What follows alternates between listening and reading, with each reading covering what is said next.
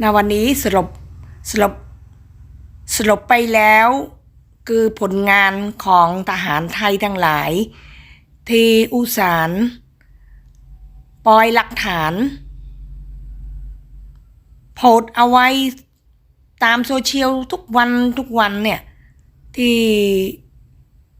โพสต์ให้กัมพูชาได้เห็นนะเป็นหลักฐานทั้งหลายเนี่ยขอขอบพระคุณอย่างสูงสำหรับทหารไทยทุกนายทุกคนที่ปนรถของกัมพูชาที่เอารถที่เอาสมบัติที่เอาแมคโครไปจกบานของประชาชนที่เอามอเตอร์ไซค์ที่เอาจักรยานที่ขโมยเงินที่เอางัวของประชาชนไปที่ขับรถยนต์ของประชาชนกัมพูชาไปที่ลื้อบ้านลื้อสมบัติของประชาชนกัมพูชาไปแล้วก็โพสต์เป็นหลักฐานมาไว้ให้กัมพูชาทุกวัน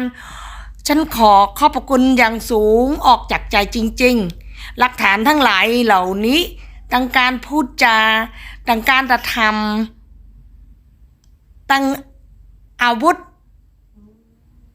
ตั้งรถแมคโครรถถังรถอะไรทั้งหลายเหล่านั้นนะ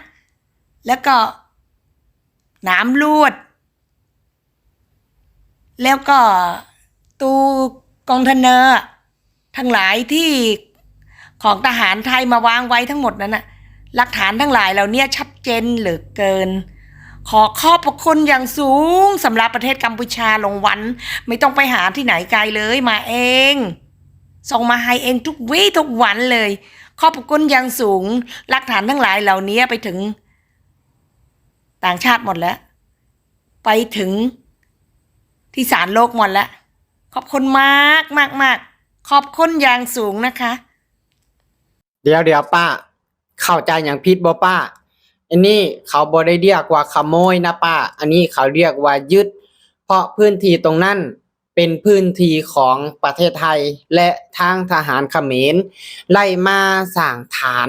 และบังเกอร์อยู่พื้นที่ของประเทศไทยนะป้านะเข้าใจอย่างผิดแล้วสบายดีFC ทางฝั่งไทยฝั่งลาวนะครับผมมันอยู่ในช่องบ่าวลำซาแนลเช่นเก่าเช่นเคยนะครับพี่น้องล่าสุดนะป้าเขมรเดือดนะครับบอกว่าขอบคุณนะครับขอบคุณทหารไทยที่โพสต์ทุกวี่ทุกวันให้กับเขมรเอาไปเป็นหลักฐานบ่ว่าจะเป็นในเรื่องของการยึดรถนะครับไว้เป็นหลักฐานไว้เป็นของกลางนะครับบ่ว่าจะเป็นรถมอไซค์บ่ว่าจะเป็นเงินนะครับแล้วก็จะเป็นรถอีแท็กนะครับหลายสิ่งหลายอย่างนะครับที่ว่าทางประเทศไทยยึดได้พร้อมทั้งอาวุธนะครับนะของทางเขมรนะครับนะคือป้าเขมรคนนี้นะครับบอกว่าประเทศไทยเนี่ยไปขโมยอันนี้เขาบ่ได้เรียกว่าขโมยนะอันนี้เขาเรียกว่ายึดเป็นของกลางนะเพราะว่าพื้นที่ตรงนั้นเป็นพื้นที่ของประเทศไทยและทางทหารไทยก็ทำสำเร็จนะครับยึดพื้นที่ของตัวเองกลับคืนมาได้จากเขมรเพราะว่าเขมรเนี่ยเอาไปครอบครองหลายปีนะครับหลาย10 ปีหั่นล่ะครับเนาะทางเขมรเอาไปครอบครองเอาไปสร้างฐานเอาไปสร้างบ้านเรือนเอาไปสร้างหลายสิ่งหลายอย่างนะครับจนว่าเป็นบ้านเป็นเมืองพุ่นล่ะพี่น้องจากหลายปีบ่หลายปีนะครับพื้นตรงนั้นเป็นพื้นที่ของประเทศไทยเนาะและ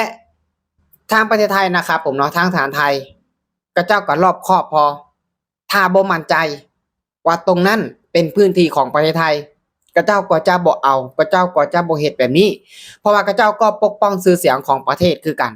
และสิ่งที่ป้าเขมรบอกว่าขอบคุณทหารไทยที่โพสต์ลงทุกวี่ทุกวันเอาไว้ให้เขมรเอาไปเป็นหลักฐานเพื่อเอาไปฟ้องศาลโลกเอาไปได้เลยนะครับทางประเทศไทยก็จะบ่กลัวอยู่แล้วเพราะว่าหยังความจริงก็คือความจริงนะก็เจ้ามั่นใจก็เจ้าถึงเฮ็ดแบบนี้และเขมรผู้มักขี่ฟ้อง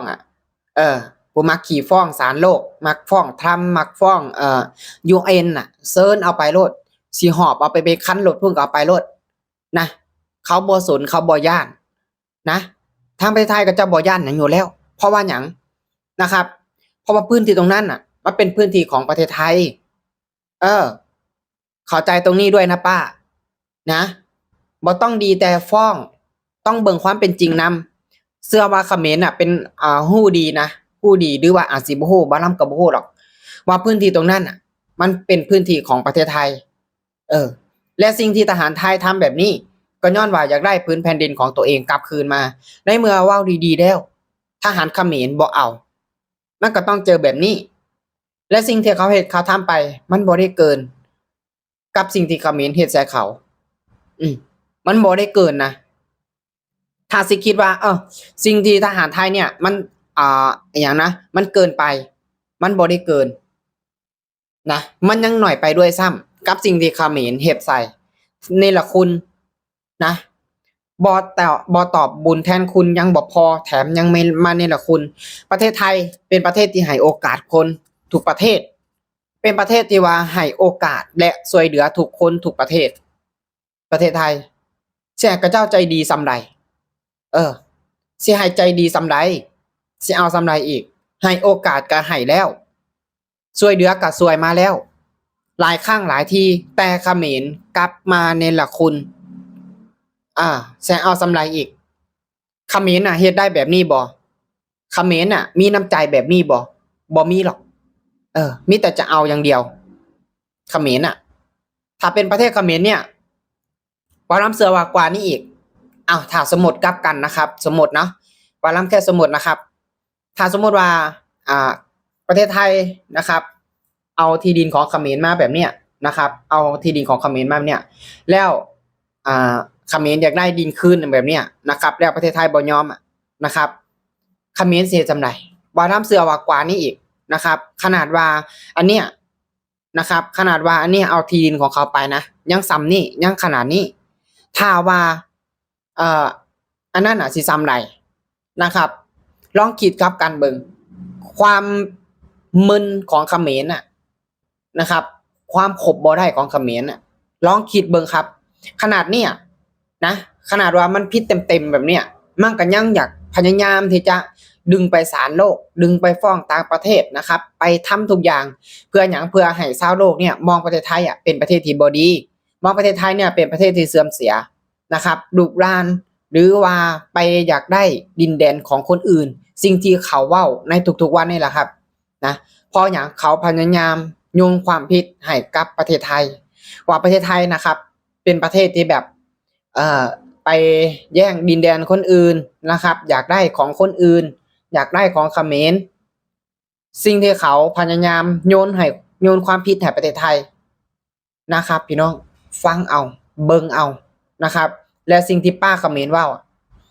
ก็คือเขาบอกว่าขอบใจทหารไทยนะเฮ็ดให้เขาได้หลักฐานตรงนี้เพื่อที่จะไปฟ้องศาลโลกเขาก็ดีแค่ฟ้องนั่นแหละครับเขาเฮ็ดจังบ่ได้เขาดีได้แค่นั้นเขาทำได้แค่นั้นอย่างอื่นเนี่ยเขาทำบ่ได้เขาทำบ่เป็นแล้วนะครับนะนอกจากฟ้องนอกจากไอ้นั่นต่างประเทศแล้วคือนอกจากเนี่ยเขาเฮ็ดหยังบ่ได้แล้วตอนนี้เพราะว่าหยังถ้าสู้ตรงๆเขาสู้ประเทศไทยบ่ได้คือที่ผ่านมาครั้ง2ครั้ง1ครั้ง2ทุกๆครั้งที่มีการปะทะเขาก็เอาชนะประเทศไทยบ่ได้เอาชนะทหารไทยบ่ได้เขาก็เลยดิ่นเกมนี้นะครับเพื่อทำลายประเทศไทยเล่นเกมด้วยการเอาสิ่งที่ทางทหารไทยนะครับไป